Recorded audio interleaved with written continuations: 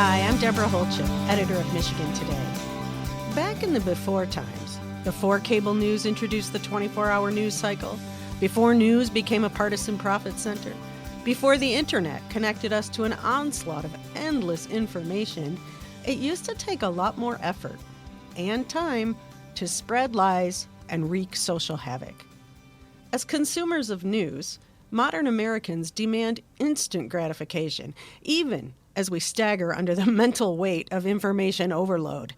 Where once a delay in a publication meant the quest for accuracy, now it stokes suspicion of a cover-up. In her new book, Attack from Within, out in February, my guest, law professor and MSNBC legal analyst Barb McQuade, notes that American politics has us mired in a cult of victimhood, an endless soap opera of heroes and villains, sustained drama, and constant conflict. Humans are wired to believe things are happening with purpose, not just by chance, and thus we are vulnerable to all manner of manipulation, conspiracies, and disinformation. Ironically, it's our undying commitment to the First and Second Amendments that make Americans most vulnerable to domestic chaos, McQuade says. One person's content moderation is another person's censorship. One person's right to bear arms is seemingly another's right to organize a militia and overturn an election. Bias is natural, of course, but the worst bias is the my side bias, says McQuade, most starkly demonstrated in the political arena before and since the November 2020 election. We become blind to the flaws in our own arguments, while the opponent's flaws are positively blinding. To make matters worse, efforts to debunk falsehoods tend to reinforce them.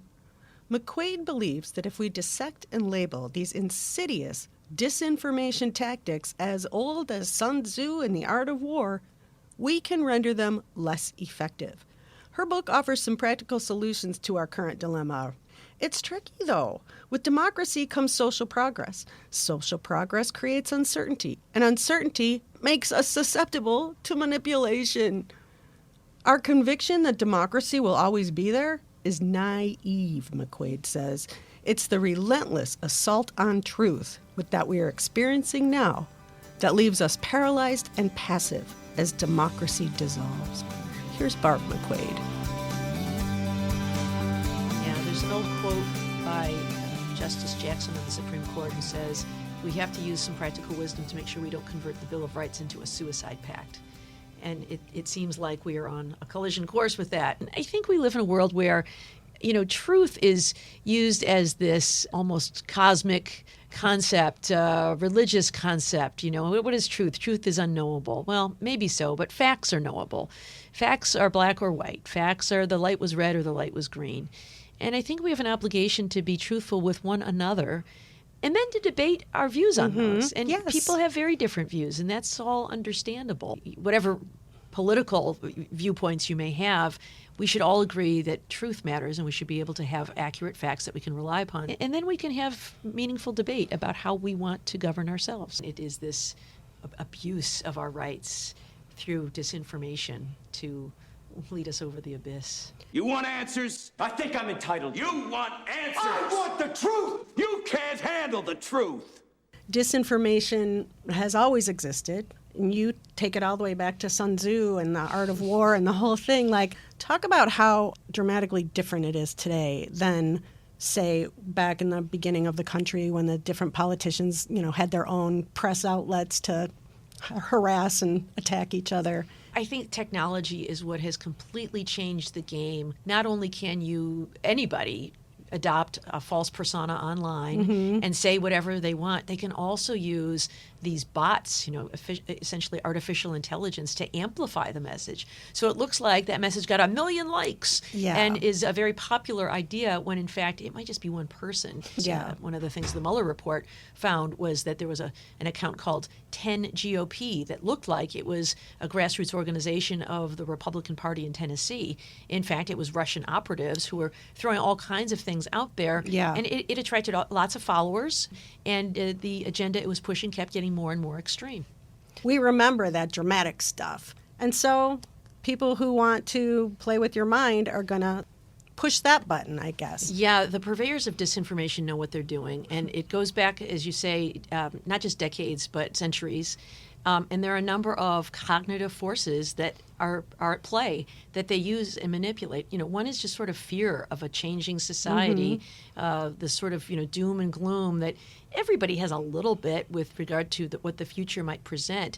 But people who engage in disinformation will paint a very dire picture of what that future might look like. And when we're bombarded by images from around the world of real tragedy and real suffering, it's easy. Our emotions really do come up to the forefront there. And so we are kind of conditioned to be susceptible to disinformation.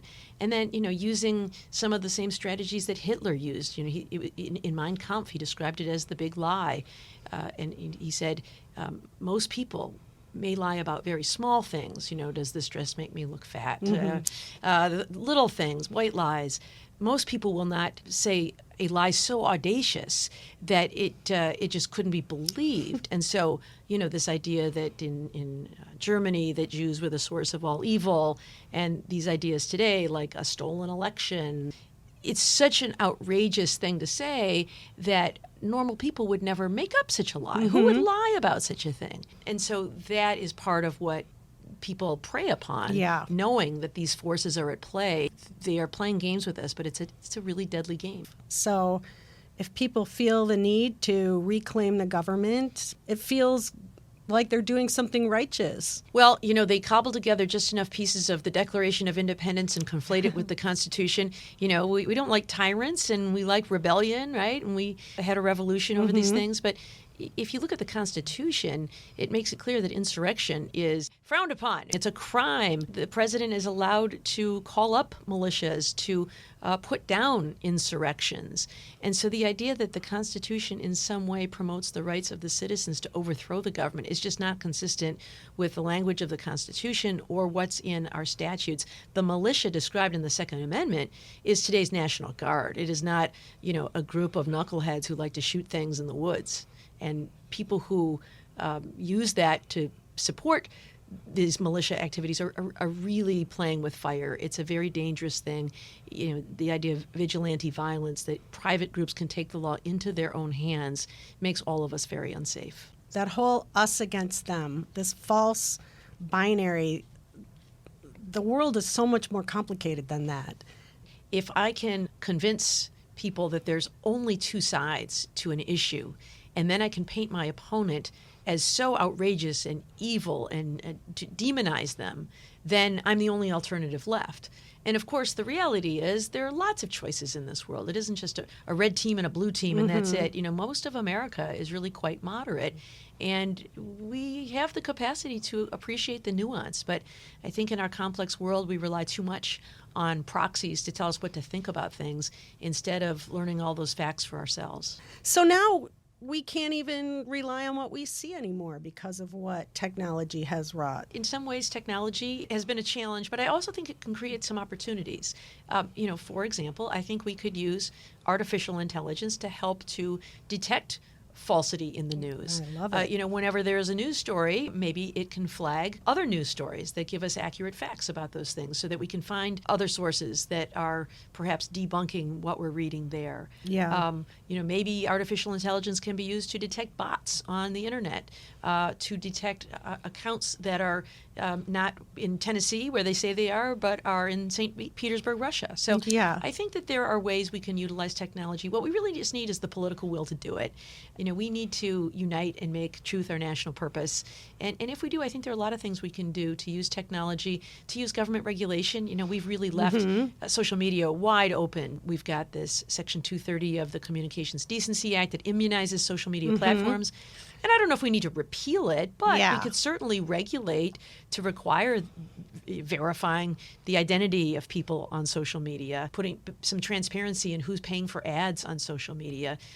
All of those things would allow us to make more informed decisions as we assess the accuracy of information that's online. I also think that paywalls are something that is posing a really big challenge in the news environment, and that is something that regulation could perhaps address. journalism has really struggled to figure out how to monetize its product and how to stay profitable so that they can continue to produce news.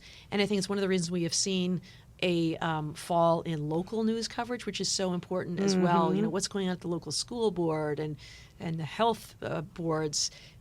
Those employees are being demonized over what they're trying to do. And that's so important. And so I think we need to figure out how we're going to monetize and subsidize, financially support local news and avoid this paywall where we risk creating a class of informed versus uninformed people based on who has the ability to pay. One proposal that's been floated out there is everybody gets a certain amount of credits that they can use. So we still have a marketplace of ideas, so to speak, but everyone has free access to decide what they want to read. And it could be a way of funding good journalism. I so appreciate your role in the media explaining the law. You're an educator who can just go on there and say, well, what this person is saying doesn't make sense because this is what the law states. I think that's so helpful. It's so important. Yeah, I try to make my legal analysis really just explaining. From time to time, on various news networks, you will see people who have very shrill opinions.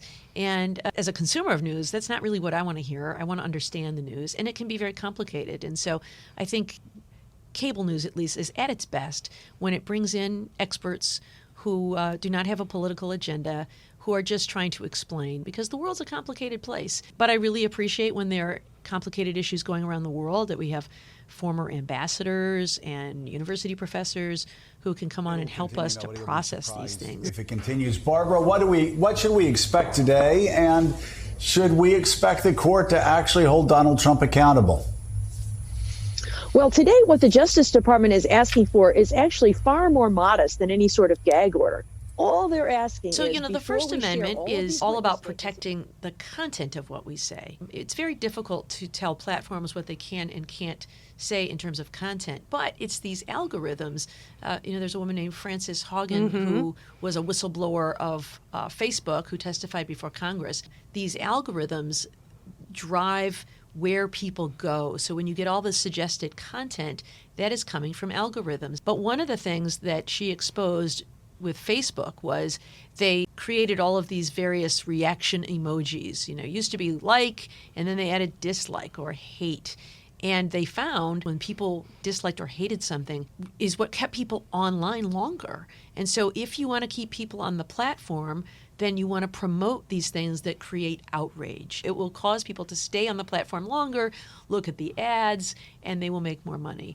And so that is something that I think those algorithms, at the very least, even if you don't want to control what the algorithms are, disclose what the algorithms are. Right. So that a user can say, oh, I don't want to use the one that is deliberately ginning up my outrage. I'll go to the other one where I can just have a normal conversation. Wow. And so that doesn't seem to be asking too much. Yeah, even Jack Dorsey, the former CEO of Twitter, has said that we really ought to reimagine social media as a utility, something that's run by nonprofit organizations, as opposed to a handful of billionaires. Right.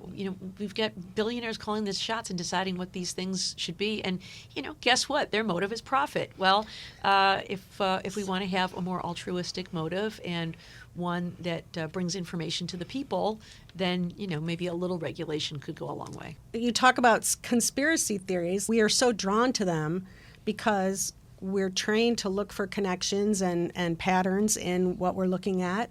And then the world's so crazy that we're susceptible to it because we want to simplify an otherwise very complicated reality. And so we're just primed for it at this point, Human nature is, as you say, is wired for conspiracy theories, and it is what has helped the species to survive. The example I cite is when we see, gathering storm clouds, we recognize, oh, that must mean a storm is coming.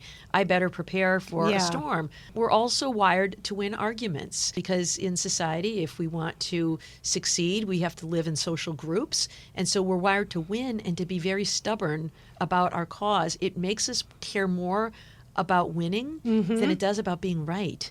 it makes it very difficult for people to admit they were wrong and to change their minds. Yeah. And so once you fall for disinformation or a candidate who is pushing disinformation, it's very difficult for us to say, oh my gosh, you're right. That candidate was an absolute liar. Yeah. And I've changed my mind. And so I think what we need to do is to, reach out when someone is wrong, give them some grace Yes. to come back to the fold, as opposed to, spiking the football and saying, I was right, you were wrong. Yeah. That's not the way to achieve unity. And the problem is, too, once you realize you're wrong, it shakes your confidence in your ability to suss out truth.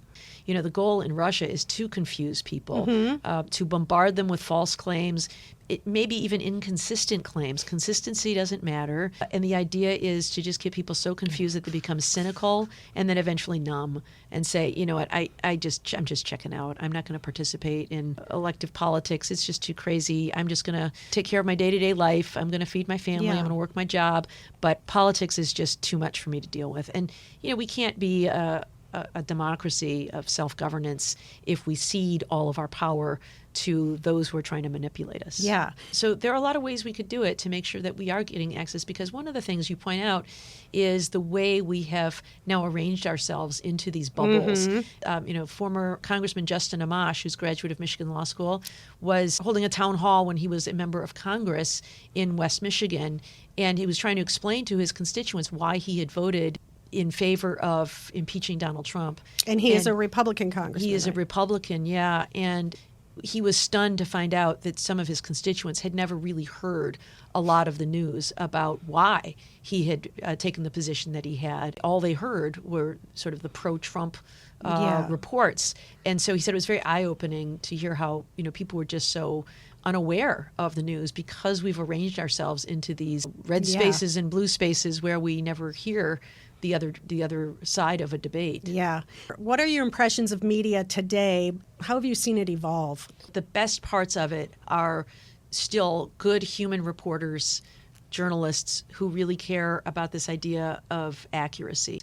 A friend, Joyce Vance, she is a former U.S. attorney and law professor, and she has a Substack called Civil Discourse. And one of the things that she wrote about recently that gave me some hope is that there is a new research study that shows that when people are exposed to sort of the other side of the story, they will actually moderate their opinions.